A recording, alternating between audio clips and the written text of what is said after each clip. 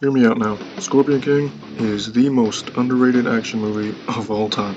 And I'm talking like a over-the-top cheesy action like an Arnold movie, instead of a grounded, more realistic action like John Wick. So to give you a little bit of insight on why I like this movie, let's see what I think makes a good action movie based on all the ones I've seen and what they all have in common. First, make the protagonist, The Rock, a badass, but not an unstoppable superhuman. Make him or her need some kind of help throughout the entire film, while also being competent. And that definitely happens here, because The Rock does win a bunch of battles, but he doesn't win every situation that he's in. And he does need help from allies to achieve the main mission. Guys, you are invincible!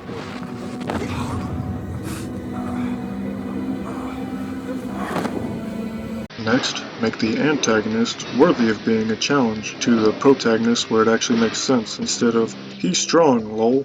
And it does work in this film, because the villain, Memnon, is a dictator with the entire army backing him, and plenty of time and resources for training to make him physically imposing as well.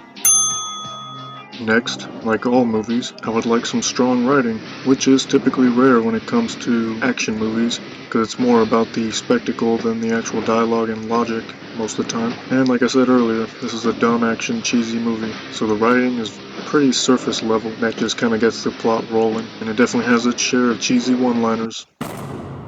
You're lucky we have the same mother. Next, there needs to be a good reasoning to why this whole story is even happening. And guess what? This film is a revenge plot! And I know there's like 5 billion revenge movies, but hey, if it ain't broke, keep doing it, because it really works for a lot of action movies, and it works for this one here too.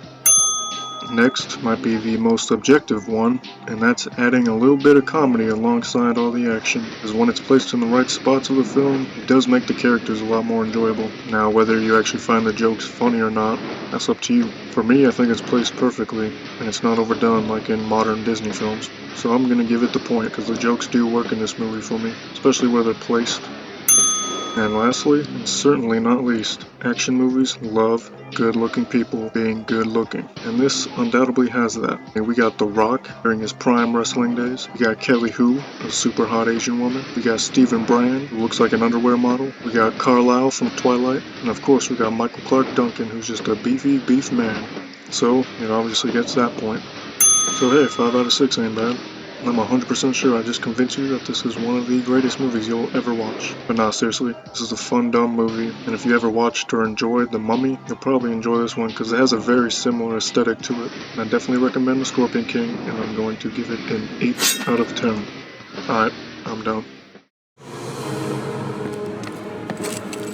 Do you smell what the Rock is cooking?